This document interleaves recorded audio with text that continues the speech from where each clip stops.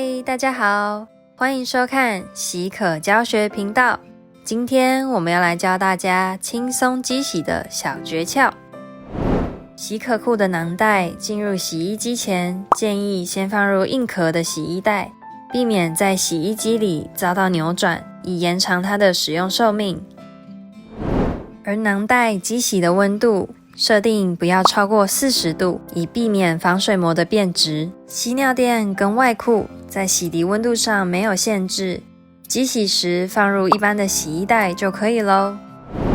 如果爸爸妈妈想要把宝宝的布尿布跟大人的衣物分开洗的话，我们也可以参考市面上的迷你洗衣机，一台约2个月的纸尿布花费就可以买到咯。